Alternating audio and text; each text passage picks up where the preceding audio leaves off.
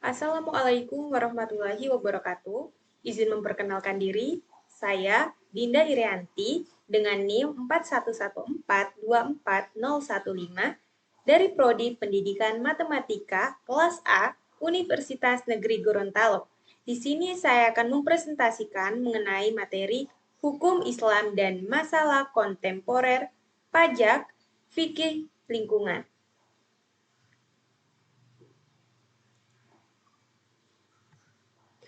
Pengertian hukum Islam menurut para ahli.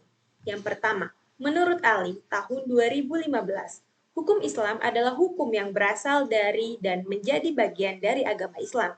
Yang kedua, menurut Dahlan tahun 2014, hukum Islam adalah aturan-aturan yang berkaitan dengan perbuatan manusia yang dipahami dari Al-Quran, hadis, dan ijtihad. Yang ketiga, menurut M. Hasbi As-Siddiqi, hukum Islam adalah koleksi daya upaya para ahli hukum untuk menerapkan syariah atas kebutuhan masyarakat.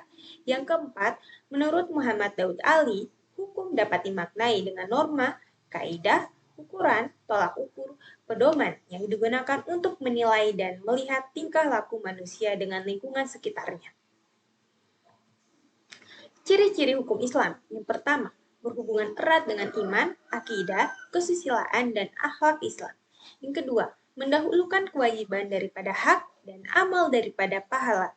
Yang ketiga, mengatur berbagai aspek kehidupan manusia, termasuk ibadah, muamalah, dan hubungan manusia dengan Tuhan. Yang keempat, bersifat mengikat bagi semua pemeluknya. Pengertian kontemporer. Kontemporer adalah kata yang berarti pada waktu yang sama, sewaktu, semasa, pada masa kini, atau dewasa ini.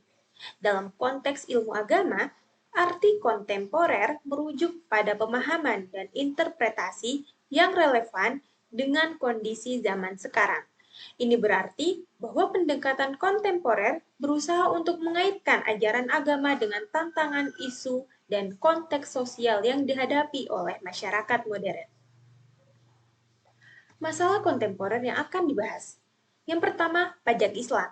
Dalam perspektif ekonomi Islam, pajak hanya boleh dipungut untuk pembiayaan yang merupakan kewajiban bagi kaum muslim dan sebatas jumlah yang diperlukan.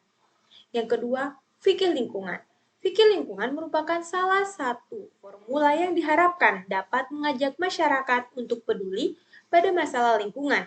Fikih lingkungan juga diharapkan dapat menjadikan kepedulian terhadap lingkungan sebagai gaya hidup. Hal-hal mengenai pajak Islam. Pertama, pajak dianggap haram oleh sebagian ulama karena dianggap sebagai upaya memakan harta batil. Yang kedua, Islam sudah mewajibkan pembayaran zakat bagi yang sudah memenuhi ketentuan, sehingga pajak dianggap tidak dibenarkan. Yang ketiga, pajak saat ini diwajibkan secara mutlak dan terus-menerus, padahal zakat belum diterapkan secara serius. Yang keempat, pajak saat ini diwajibkan kepada rakyat kecil, padahal sumber-sumber pendapatan negara lainnya belum diolah dengan baik. Serta yang terakhir, pajak yang saat ini diwajibkan belum dimusyawarahkan dengan para ulama dan tokoh masyarakat. Fikih lingkungan.